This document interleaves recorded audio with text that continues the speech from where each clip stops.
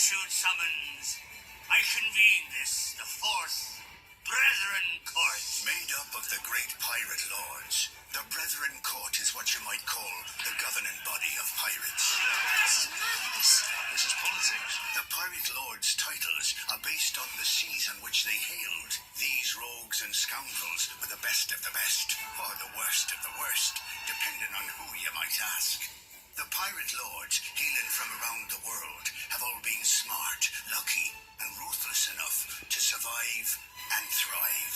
Entry to this club requires possession of one of the 9 pieces of 8. What's the significance of that, I wonder? Each captain holds this item close at all times, since it provides entry to this mighty exclusive group.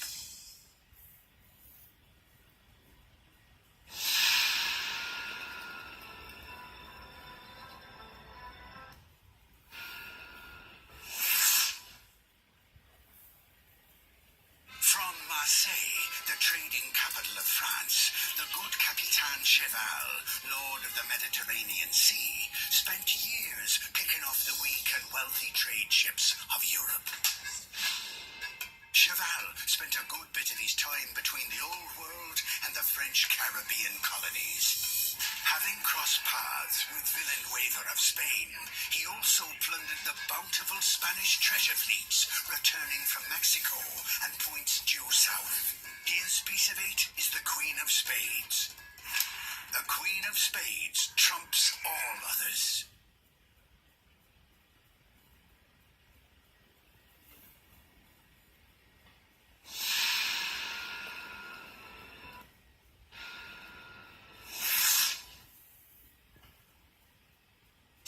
Trading between the Arab world and India goes back thousands of years and has always been fruitful.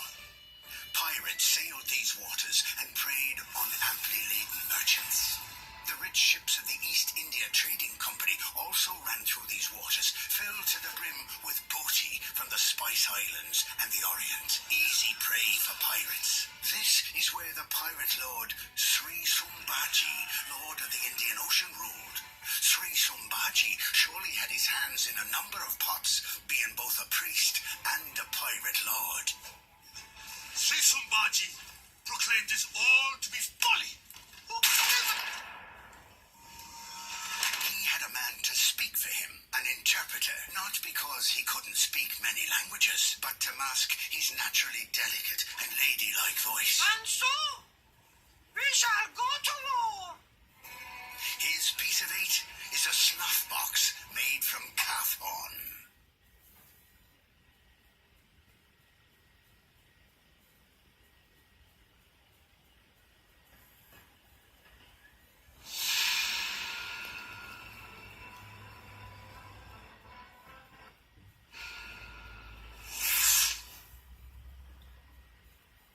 The little we know of Gentleman Jocard, Lord of the Atlantic Ocean, is that he was an escaped slave who took on the name of his former master.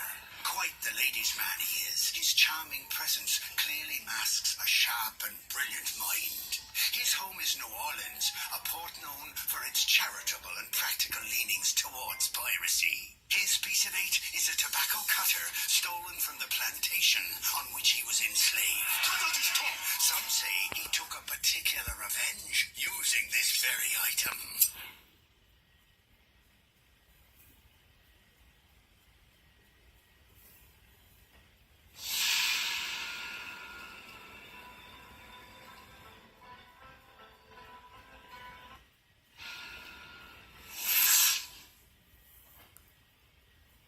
Aman the Corsair, Lord of the Black Sea, was one of the Barbary pirates who flourished during the golden age of piracy. The wealthy caliphs of North Africa, heirs to the throne of Muhammad himself, had vast fleets of well-outfitted pirates, such as Amand, who would rob bountiful trade from wayward Christian infidels. Many Barbary pirates were one-time prisoners and galley slaves who advanced to the upper decks. I vote for Amman, of course. A pirate who combined his forces with the Ottoman Empire to control the region from Morocco to Turkey and beyond.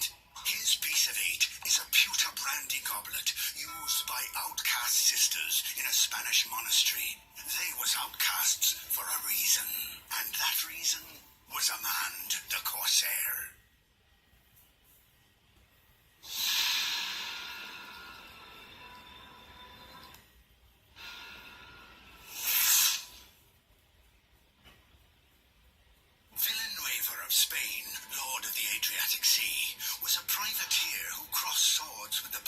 corsairs and purloined trade from European ships from the Canary Islands.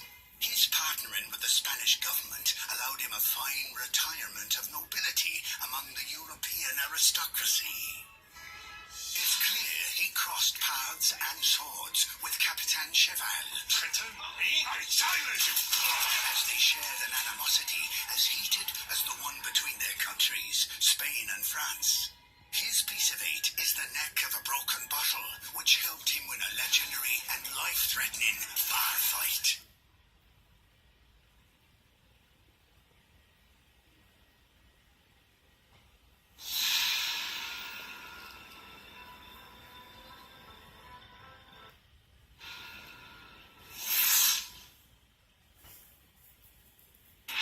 Mistress Cheng. 'Tis true, piracy along the China coast has a long and profitable tradition. Shanghai was the maritime capital, and Mistress Qing, Lord of the Pacific, made a comfortable living there. She had hundreds of vessels at her disposal and ruled with bloody terror all the way up and down the coast of China. And we can pray that she will be merciful. I rather doubt it. Incredible to say, but she was completely without a sense of sight. Missing too, by the sound of it. Her men were notoriously nasty to their victims.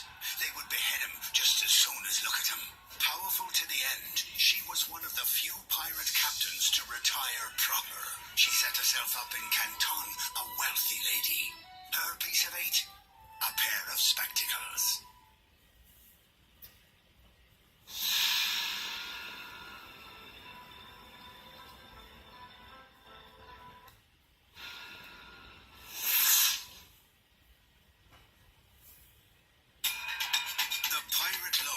South China Sea's mantle was passed down to him from his father. The fierce and battle-scarred Cao Feng's name means romantic warrior. The only man he ever risked his life for was Jack Sparrow. Of course, Jack repaid him by stealing the hearts of his twin companions. All those loyal to Cao Feng are required to wear the tattoo of the dragon. The dragon's considered to be benevolent and good luck. Even the name of his ship, the Hai Peng, means flying dragon. With hundreds of ships and thousands of men in the docks and bathhouses of Singapore, he truly is a sleeping giant. The government of China was always real strict about who they allowed their merchants to trade with, and so they made all their traders settle in certain areas, such as Macau. This made it mighty easy to plunder them on their way in and out of port. He holds one of the great keys to a true pirate mystery, the chart that shows the way to World's End. His piece of eight was made of silk from the famous Silk Road, which Marco Polo travelled, and jade, a traditional Asian gem. It's the Jade Captain's Knot.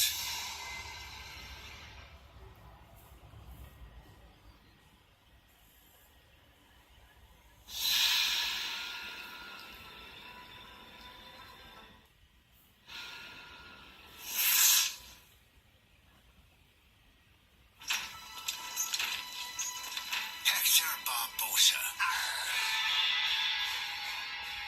Lord of the Caspian Sea, was first mate on the Black Pearl when Jack Sparrow was captain. Information's his treasure, a benevolent schemer and horse trader. He tends to honor the pirate code only when it suits him. The code is more what you call guidelines than actual rules. No, he's not one to be trusted. He was the one led the mutiny against Jack and eventually became a pirate lord himself. Yes, we know that.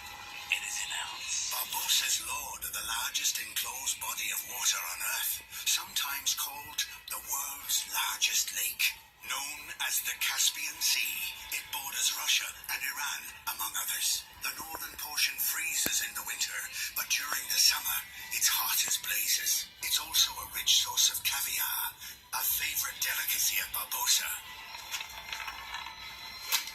Hector's piece of eight. I kept it safe, just like you said when you gave it to me. It's kept in a safe place by his crewman, Ragetti. It's the sailor's wooden eye.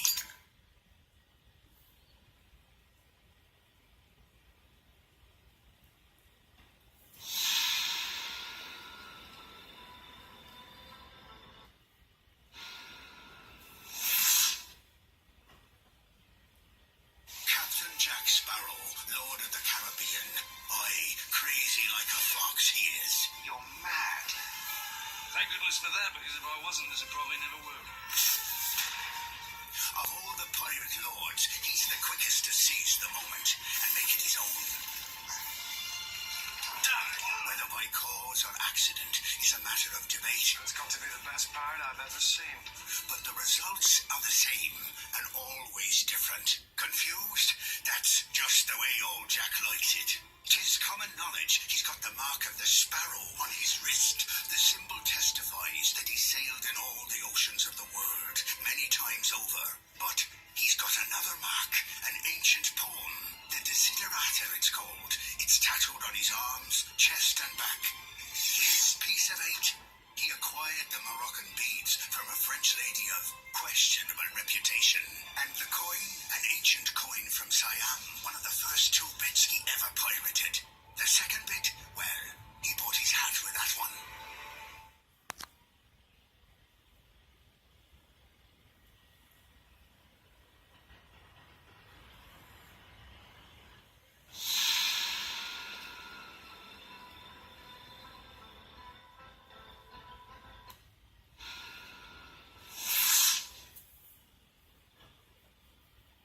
There truly is more to Pirate Lord and King Elizabeth Swan than meets the eye. And as the Chinese pirate Sao Feng said, the eye does not go wanton.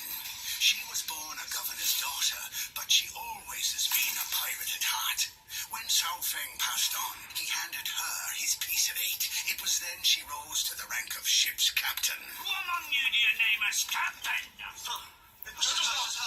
Doing the title proud, she attended the meeting of the pirate lords and, as you know, was elected king. There be 3 qualities to becoming the pirate king.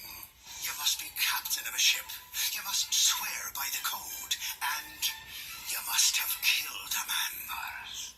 Course, as the newest addition to the Brethren Court, many of her legends have yet to be written and to be told.